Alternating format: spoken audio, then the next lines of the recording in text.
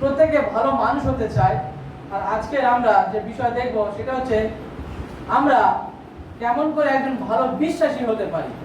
আমরা অনেক সময় ঈশ্বরের কাছে প্রার্থনা করি, আপনারাও প্রার্থনা করেন, আর আমরা বলি হয়তো নিজে নিজে মনে মনে ভাবি আমরা সবাই যে প্রভু আমি আরো কি করে তোমার সাথে এই সময় কাটাতে পারি, আরো কি করে প্রভু তোমার সাথে আরো নিজেকে তোমার সাথে আরো চলতে পারি, আরো কি করে আমি নিজেকে বিশ্বাসে মজবুত করতে পারি। তার জন্য যেটা প্রয়োজন সেটা হচ্ছে কেমন করে আমরা ভালো বিশ্বাসী হতে পারবো। আমরা যদি ভালো বিশ্বাসী হতে পারি তাহলে আমরা নিজেদের প্রতি আমাদের আত্মবিশ্বাস ফিরে পাবো। হালেলুয়া। আজকে সেই বিষয় দেখবো যে আমরা কি করে বা কেমন করে উত্তম বা ভালো একজন বিশ্বাসী হতে পারি। এই প্রশ্ন অনেক সময় আমাদের মধ্যে আসে যে আমি সত্যি করে যে ভালো বিশ্বাসী হতে চাই, প্রভু তুমি আমাকে সাহায্য করো। আজকে সেই দেখবো আমি কয়েকটা পয়েন্ট আপনার নিয়ে এসেছি, 7টি পয়েন্ট, বা হয়তো আপনারা অনেক আরো পয়েন্ট যোগ করতে পারেন যে না এইগুলো যোগ করতে নিয়ে আসি, তাহলে হয়তো আরো আমরা সম্পূর্ণ একজন ভালো বিশ্বাসী রূপ দিতে পারি। কিন্তু আমি 7টি বিষয় আপনাদের সামনে তুলে ধরতে চাই যে 7টি বিষয় একজন ভালো বিশ্বাসী হতে গেলে আমাদের জীবনে প্রয়োজন। বলছে নাম্বার 1 যে আমরা একজন যদি ভালো বিশ্বাসী হতে চাই তার জন্য আপনাকে আমাকে প্রথম যে জিনিসটা করতে হবে সেটাকে কি না, সেটা বলছে ঈশ্বরকে খুঁজতে হবে। শুধু বিশ্বাসী নয়, আমরা যদি প্রভুর এখানে যদি না আসি, আমরা অনেক সময় ভাবি যে এখানে যদি এসেছি বা এখানে আমরা এসেছি তার মানে আমাকে ঈশ্বরকে খুঁজতে হবে। আমিও যদি একজন ভালো মানুষ হতে চাই, একজন সত্যিকার ঈশ্বরের অনুসরণকারী হতে চাই, তাহলে আমাকে বা আপনাকে ঈশ্বরকে খুঁজতে হবে। ঈশ্বরকে খুঁজতে হবে, কিন্তু কি কাকে খুঁজবেন না? ওখানে দেয়া আছে, আমি জানি না দিয়েছে কিনা, পাপকে নয়। আমরা সাধারণত ভালো মানুষ হতে গিয়ে আমরা ঈশ্বরকে খোঁজা এবং নিজেকে পাপের মধ্যে ফেলে দেওয়া দুটো একসাথে মিক্স করে দিই। আমি এই জন্য বললাম যারা শুধু আমরা ঈশ্বরেতে এসেছি এখানে শুধু এই নয় যে আমরা বিশ্বাসীরা শুধু ঈশ্বরকে খুঁজবো না। আপনি একজন ভালো সত্যিকারের মানুষ হতে গেলে, সত্যিকারের একজন ঈশ্বরের অনুসরণকারী হতে গেলে, তাহলে আপনাকে প্রথম যে জিনিসটা করতে হবে ঈশ্বরকে খুঁজতে হবে। কেন? ঈশ্বরের খোঁজার মতো অনেক কিছু জানার আছে। যেমন আপনি ঈশ্বরকে খুঁজতে গেলে আপনি নিজেকে আগে প্রথম জানতে পারবেন যে ঈশ্বর আপনাকে সৃষ্টি করেছে। ঈশ্বর আপনাকে সৃষ্টি করে, যদি আপনি ঈশ্বরকে না খোঁজেন আপনি বুঝতে পারবেন না। পুস্তকে বাইবেলের পুরো নিয়মে আমোসের পুস্তক 5:4 সেখানে লেখা আছে সদাপ্রভু এই কথা ইসরায়েলকে বললেন, আমার অন্বেষণ করো ও বাঁচো। হালেলুয়া। কেন?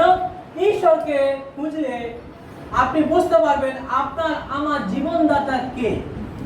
নাম্বার 2 বলছে যদি আমি ভালো অন্বেষণকারী বা যদি আমি ভালো একজন মানুষ হতে চাই তাহলে বলছে ঈশ্বরকে ভয় করতে হবে। যে দ্বিতীয় পয়েন্ট আপনাদের সামনে আমি তুলে ধরতে চাই যে ঈশ্বরকে ভয় করতে হবে, মানুষকে নয়। হিতোপদেশ তার 19:23 সেখানে লেখা আছে মানুষকে নয় ঈশ্বরকে ভয় করুন।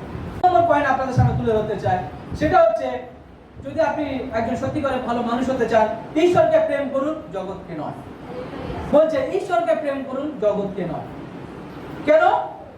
কেননা জগতে যা কিছু আছে এগুলো আমাদের সমস্ত কিছু কেবলমাত্র চোখে দেখা, আমাদের মানসিক অভিলাষ, যা আপনাকে আমাকে প্রতিদিন হয়তো আপনাকে আমাকে শান্তি দেয়, প্রতিদিন হয়তো আপনাকে আমাকে তৃপ্তি দেয়, কিন্তু ঈশ্বরের প্রেমের মধ্যে যে তৃপ্তি আছে, ঈশ্বরের প্রেমের মধ্যে যে শান্তি আছে, সেই শান্তি জগতের কোনো বিষয় বা কোনো জিনিস আপনাকে আমাকে দিতে পারবে না।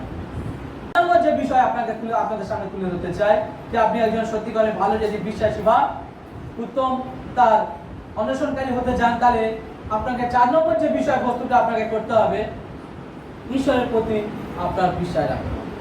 ঈশ্বরকে বিশ্বাস করুন, দিয়াবলকে নয়।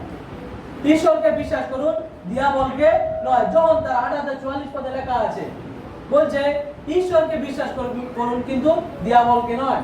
জন তার 8:44 যদি আপনারা দেখেন 5 নম্বর বলছে, কারণ আপনি আমি ভুলে না যাই, আপনাদেরকে মনে করে দিচ্ছি, আপনি আমি ভুলে না যাই আপনার আমার প্রতিপক্ষ কোনো মানুষ নয়। হ্যাঁ, আমাদের প্রতিপক্ষ সে হচ্ছে দিয়াবল। আমাদের প্রতিপক্ষ হচ্ছে দিয়াবল, কোনো মানুষ নয়। আমাদের কোনো প্রতিপক্ষ নেই, আমাদের একমাত্র প্রতিপক্ষ সে হচ্ছে দিয়াবল। আর সেই জন্য আপনি দিয়াবলকে নয়, ঈশ্বরকে বিশ্বাস করুন। যখন আপনি ঈশ্বরকে বিশ্বাস করবেন, ঈশ্বর আপনাকে সাহায্য করবে সত্যি করে একজন উত্তম বিশ্বাসী হিসাবে আপনাকে গড়ে তুলবে। 5 নম্বর বলছে, ঈশ্বরের বাধ্য হন, নিজের রুচির প্রতি নয়। ঈশ্বরের বাধ্য হন, নিজের রুচির প্রতি বা নিজের প্রকৃতির প্রতি আপনি বাধ্য হবেন না। প্রথম করিন্থীয় 9:24-27, আমাকে ঈশ্বরের বাধ্য হতে হবে, নিজের রুচির প্রতি নয়।